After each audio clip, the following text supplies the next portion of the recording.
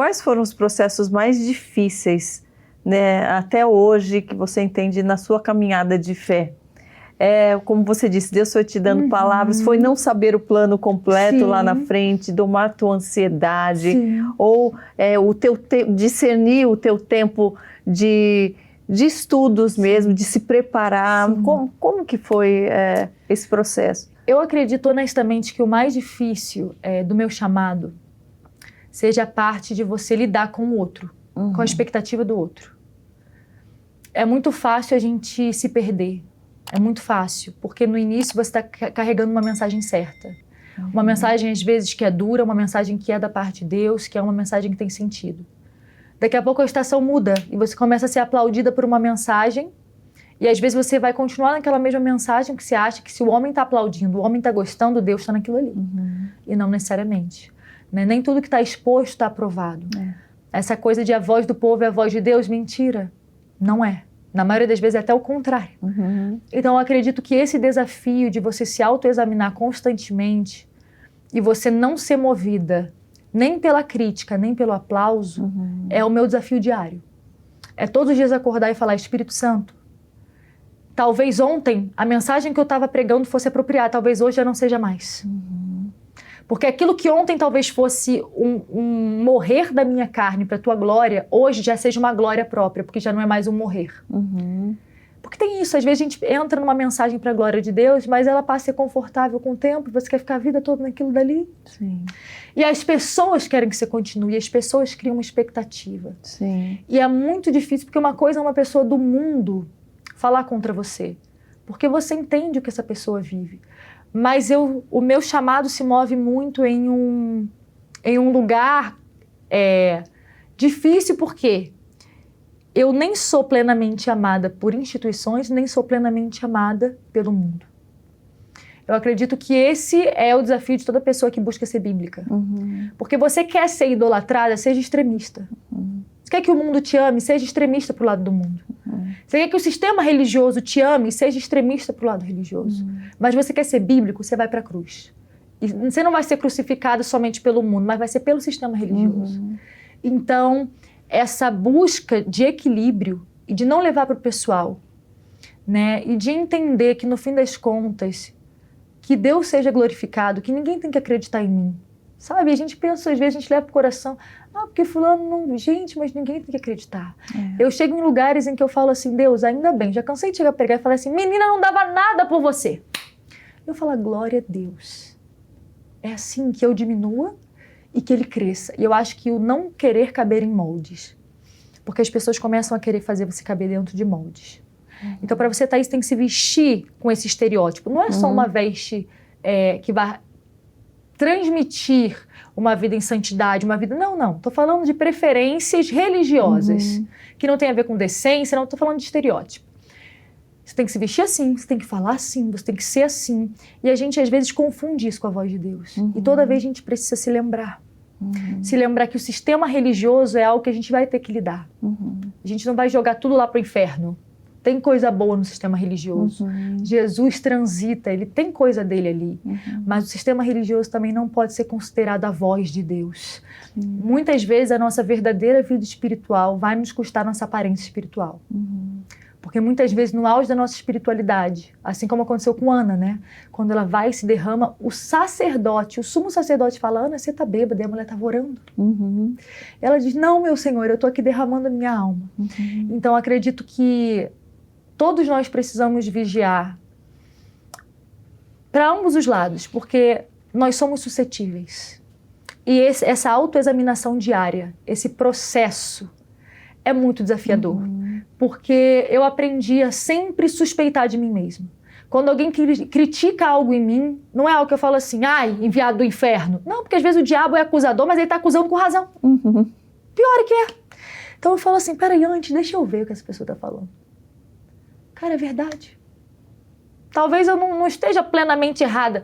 Mas será que não é algo que eu posso abrir mão? Será que não é algo que...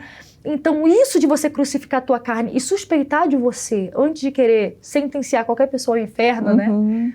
Isso é um grande desafio para nós. É a nossa carne sendo crucificada dia após dia, sabe? Eu acho que esse vai ser o meu desafio até Jesus voltar. Com certeza. Diante de tantos desafios, Maria, o que você acha que tem sido mais complexo né, da tua multiformidade? Você como esposa, você como mãe, você como uma educadora, aonde você percebe que exige de você ainda mais cuidado? Sim. Ou é o conjunto da obra? Eu falei com você, sabe o que eu acho que é o mais difícil? É a gente aceitar que não tem como ter uma vida que agrada a Deus sem o Espírito Santo. Sim. A gente tenta criar método, a gente tem essa tendência. Se eu faço assim, dá certo, todo mundo tem que fazer igual. E a gente acaba até sendo arrogante, porque às vezes a gente olha para uma pessoa que está em outro momento, e a gente cobiça aquilo e amaldiçoa aquela pessoa porque ela não está fazendo igual a nós. Só que às vezes ela tem um outro momento, é um outro tempo. E nós, como pessoas cristãs, temos que entender que o Espírito Santo fala e sopra e determina estações. Então, eu acho que o maior desafio é você entender que aquilo que hoje faz sentido, amanhã você pode ter que jogar fora porque não faz mais. Estava até conversando com amigos antes de vir para cá sobre essa questão do maná, né? A Bíblia fala sobre isso. O maná não podia ser reservado. Ele era para aquele dia. Ele apodrece. E muitas vezes a gente quer usar a presença de Deus, você busca um dia na semana para valer por 7. Apodreceu. Né? O suprimento, a provisão que Deus tem para hoje é para hoje. Para amanhã já não serve mais. Cada dia, a Bíblia fala, basta cada dia o seu mal. Toda manhã as misericórdias se renovam. Então, esse é o nosso desafio, porque assim, se algo dá certo por um tempo, a gente fala, olha como eu encontrei o equilíbrio da minha família. Olha como eu encontrei o equilíbrio das coisas. Todo mundo tem que ser igual a mim. E a gente acaba fazendo o quê? Espírito Santo, eu não preciso mais de você, agora eu já tenho um método. Já entendi. Eu já entendi. Então, como eu digo, qual é o desafio? É todos os dias acordar e falar assim, Espírito Santo, hoje, onde eu preciso estar mais presente? O que o Senhor espera mais de mim hoje? Tem dia da semana que eu vou trabalhar muito. E tem outros que eu vou ignorar, vou perder dinheiro, vou perder tudo porque meu filho precisa de mim.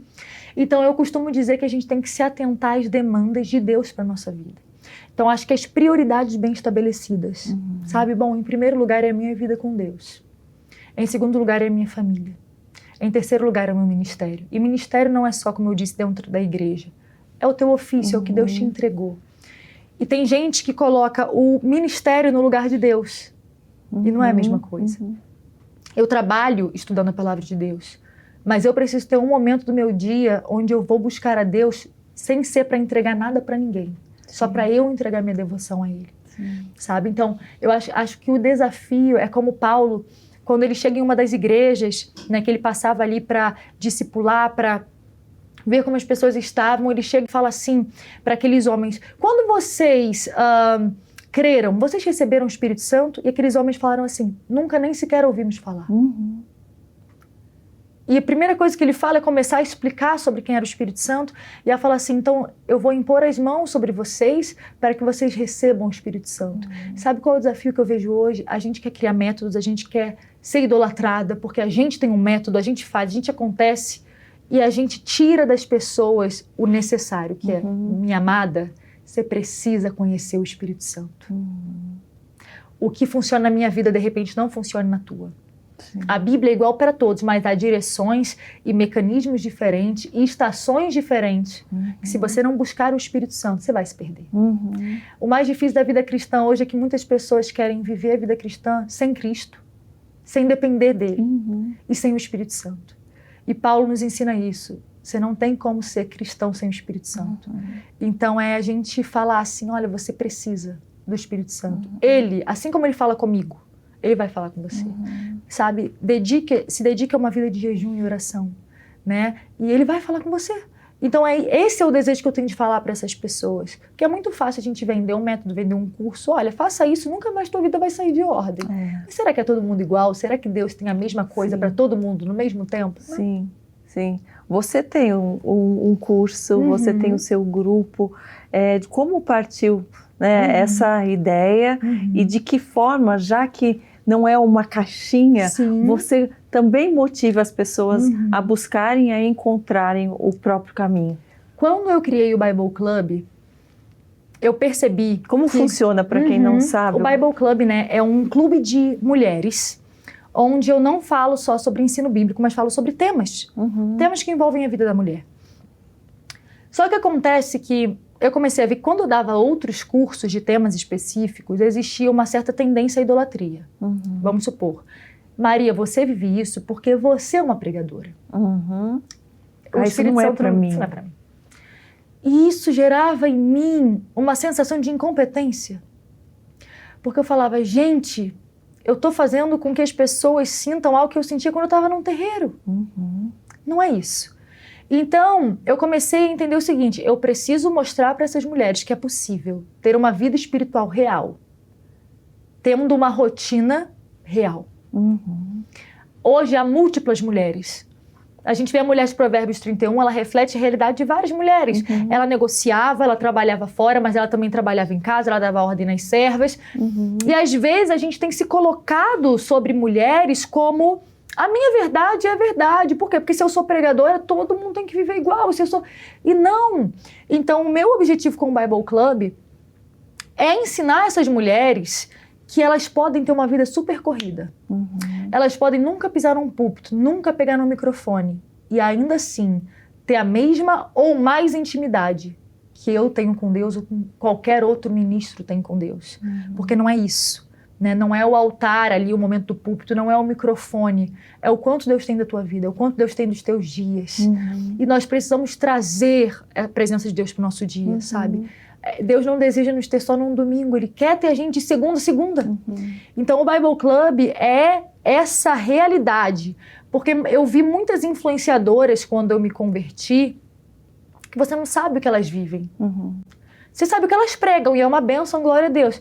Mas o que essa mulher pensa sobre maternidade? O que essa mulher pensa sobre casa? Essa mulher limpa a casa dela? O que essa mulher faz? Como é que ela lida com a casa? Como ela equilibra o trabalho com a casa? E quem ensinou isso, então, para as mulheres dessa geração que são cristãs? Mulheres do mundo. E se nós não apresentarmos uma referência verdadeira, não adianta a gente só ficar batendo no falso. Porque não tem melhor jeito da pessoa saber que é falso que seja conhecendo o verdadeiro. De tanto olhar para o verdadeiro, você aprende a identificar o falso.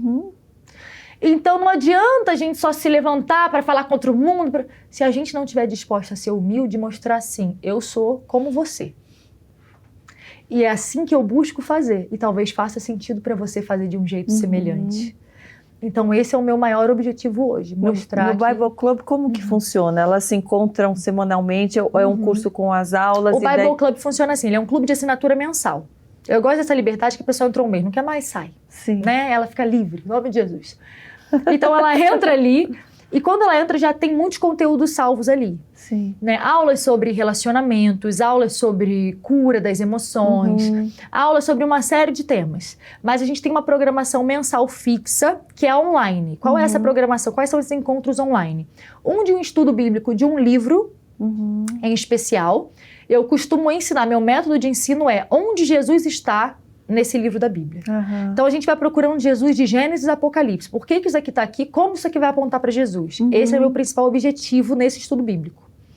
Então nós vamos a cada mês, é um livro que a gente está lendo. Esse mês a gente está fazendo a leitura de Salmos, elas lêem em casa, cada uma na sua individualidade, na sua devoção. Eu coloco uma sugestão de quantos capítulos elas devem ler por dia. E chega um dia onde é aula online e ali a gente tem esse encontro. E o outro encontro é uma mentoria para um tema. Né? Então eu tento sempre trazer uma aplicação do que a gente estudou biblicamente para a vida prática, porque falta essa prática, né? Então, por exemplo, esse mês a gente estudou Salmos, a gente estudou cânticos, né? São cânticos. Então a gente estudou o que na mentoria? O poder, né, dos louvores em meio à batalha espiritual. Então a gente vai sempre buscando, a gente vai tendo um equilíbrio, cada mês o Senhor vem dando um rema de algo que a gente deve colocar em oração, algo que a gente deve buscar. Então a mulher fica livre para assistir quando ela quiser, porque fica tudo salvo. Porque são mulheres reais, tem mulher que não tem tempo de estar ali naquela hora, então ela consegue ir no caminho do trabalho, ou seja o que for. Eu sempre digo, gente, é importante a gente ter sim um momento intencional separado com Deus. Mas se você está num dia corrido, é melhor você ter algum momento que não seja perfeito do que não ter nenhum.